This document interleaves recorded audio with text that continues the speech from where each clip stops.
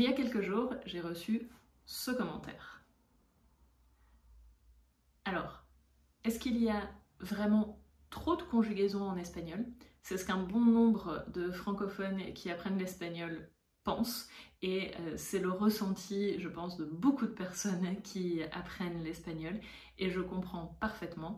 La conjugaison, c'est vraiment l'une des plus grosses difficultés que rencontrent mes apprenants et que rencontrent de manière générale les francophones qui apprennent l'espagnol. Et dans la vidéo d'aujourd'hui, je vais vous donner une approche un petit peu différente pour apprendre la conjugaison et pour mieux la maîtriser.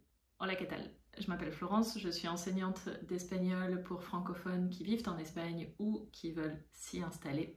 Et si vous apprenez l'espagnol, j'imagine que vous aussi vous êtes confrontés aux fameuses conjugaisons, aux fameux verbes irréguliers, les verbes à diphtongue, les verbes à affaiblissement, les verbes, le présent du subjonctif, le pretérito indefinido, le pretérito perfecto, le pretérito simple, etc., etc. Alors, est-ce qu'il y a vraiment beaucoup de conjugaisons en espagnol? En fait, il n'y en a pas plus qu'en français. Parce qu'en français, on a le présent du subjonctif, on a le passé composé, l'imparfait, le passé simple. Ok, on n'utilise pas le passé simple au quotidien, mais a priori, on l'a quand même appris à l'école.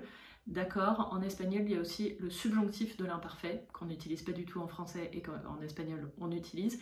Mais en fait, il y a autant, on utilise en français autant de temps verbaux qu'en espagnol. En plus, en espagnol, il y a quand même une certaine régularité dans les conjugaisons. C'est-à-dire que la deuxième personne, tout, les verbes vont toujours finir par un S.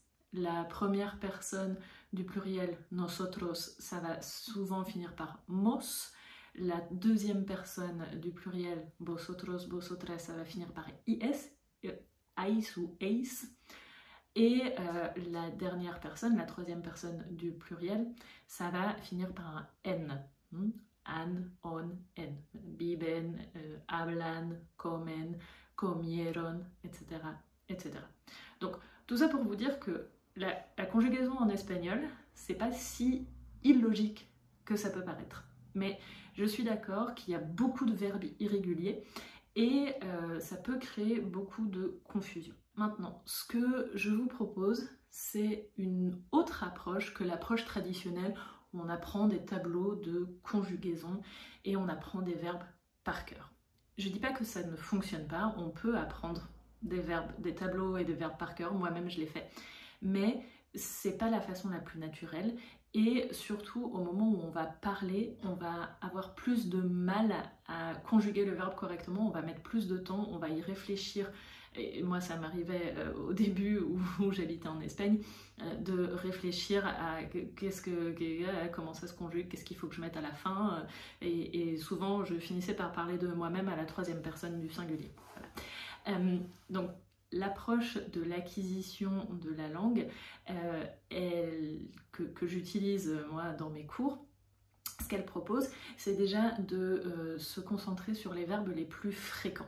Puisqu'en fait, dans une langue, il y a des verbes qu'on va utiliser beaucoup plus que d'autres. Je sais pas moi, le verbe choir, par exemple, en français, vous l'utilisez assez peu souvent. Est-ce que c'est la peine d'apprendre sa conjugaison par cœur à tous les temps? J'en suis pas sûre. Donc il y a 7 verbes qui sont vraiment la base, sans lesquels vous n'allez pas pouvoir vous débrouiller. Et en tout et pour tout, il y a 16 verbes qui sont vraiment très très fréquents. Donc ce que je vous propose, c'est déjà de vous concentrer sur ces 16 verbes-là. De les apprendre et de les utiliser au présent, au passé, et vraiment de vous concentrer, et au lieu d'apprendre un verbe de manière verticale, c'est-à-dire je vais prendre un verbe et je vais en apprendre toutes les personnes, ça va être plutôt de vous faire un tableau et de vous concentrer sur une personne et de regarder les différents verbes. Et là, vous allez commencer à avoir une logique, comme ce que je vous disais au début. Vous allez voir que les verbes au présent, à la première personne, yo, ils finissent toujours par un O. y en a 3 ou 4 qui finissent par OY, du genre soy, estoy, doy et voy. Mais voilà, à la deuxième personne, ça va toujours finir par un S. À la première personne du pluriel, comme je vous disais tout à l'heure, ça finit par amos, emos. Et là, vous allez commencer à apercevoir une logique si vous vous concentrez sur les personnes et pas sur la conjugaison des verbes de manière verticale. Ensuite, ce que je vous conseille, c'est comme toujours d'apprendre ces verbes en contexte. Ça ne sert à rien d'apprendre des verbes en dehors de leur contexte, c'est-à-dire d'apprendre des listes de verbes, d'apprendre des tableaux de conjugaison, de faire des exercices de conjugaison avec des phrases, on ne sait pas trop ce que ça veut dire, on ne sait pas exactement à quel moment on va les réutiliser, du type Duolingo. Bon bah voilà, moi j'ai appris à dire en portugais les fourmis boivent du lait. À quel moment je vais ressortir les fourmis boivent du lait? Je ne suis pas très sûre que ça ne soit très utile. Donc apprenez tout ça en contexte, donc ça veut dire par exemple quand vous lisez un roman pour apprenants d'espagnol, je vous ai déjà fait plusieurs vidéos sur des romans qui sont faciles à lire pour des apprenants d'espagnol, je vous remets tout ça juste en dessous. Donc quand vous lisez un roman, lisez-le une première fois ou lisez le chapitre une première fois juste en vous laissant porter par l'histoire, ne faites pas attention à la conjugaison, au vocabulaire, etc. Et la deuxième fois, revenez sur le chapitre ou revenez sur le roman et là, regardez la conjugaison et dites-vous, ah oui, tiens, là, effectivement, ah ouais, d'accord, ok, ça marche comme ça, ah, ce verbe-là, il se conjugue comme ça. Là, vous pouvez y aller parce que vous avez un contexte, parce que vous avez une histoire, parce que du coup, ce verbe, il va signifier quelque chose dans cette histoire et cette histoire, elle vous a fait créer des images mentales.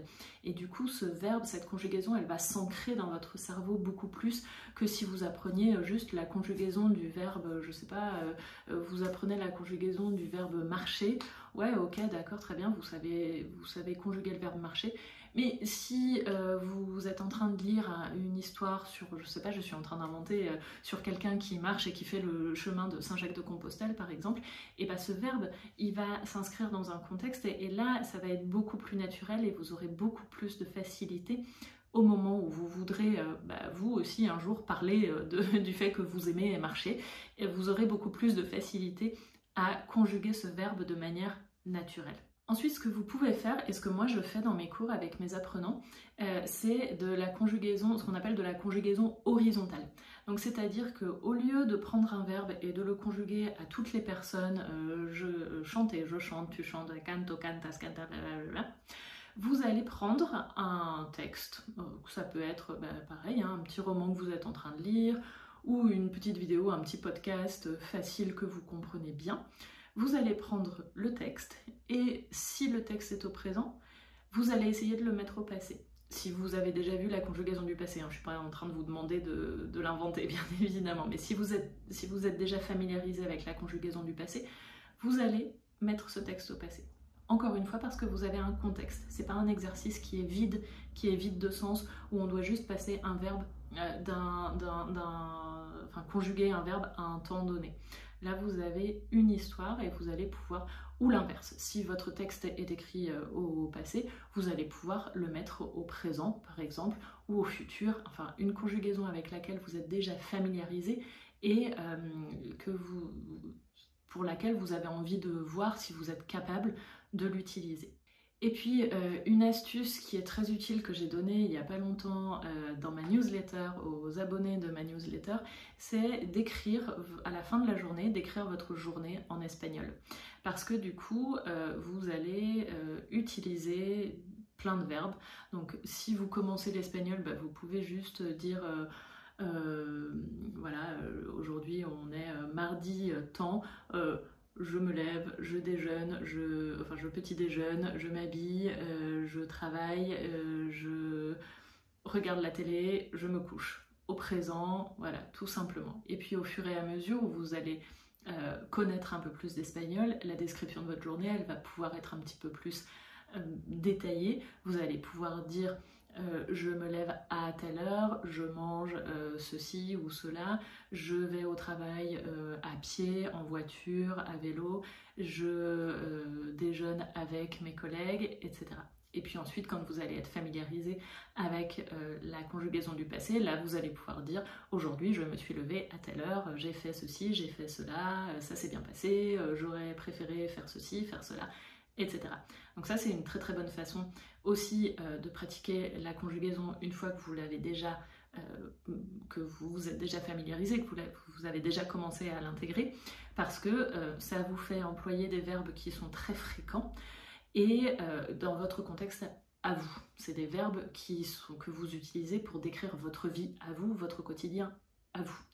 Donc forcément, vous allez mieux les retenir que si vous étiez en train de parler je sais pas, Pedro ou Maria ou Pablo de votre méthode d'espagnol. Donc, en résumé, apprenez les verbes dans un contexte, focalisez-vous plutôt sur une conjugaison horizontale, donc passer d'un temps à un autre, ou regardez vraiment les conjugaisons par personne plutôt que par verbe, et concentrez-vous sur les verbes les plus fréquents. Si vous êtes abonné à ma newsletter, vous allez recevoir dans la prochaine, donc mardi prochain, si vous regardez la vidéo au moment où elle sort, vous allez recevoir un tableau avec les 16 verbes les plus fréquents en espagnol que je vous ai préparé, les 16 verbes les plus fréquents à tous les temps de l'espagnol qu'on utilise au quotidien. Et si vous n'êtes pas encore abonné à cette newsletter, vous avez le temps de le faire, vous pouvez le faire, le lien est juste en dessous. Je vous enverrai ça mardi prochain et puis ensuite je vous enverrai des conseils et des ressources pour continuer à progresser en espagnol. Si vous avez des questions sur les conjugaisons en espagnol, n'hésitez pas à les poser en dessous de cette vidéo et je vous dis à la semaine prochaine pour une vidéo en espagnol. Hasta luego!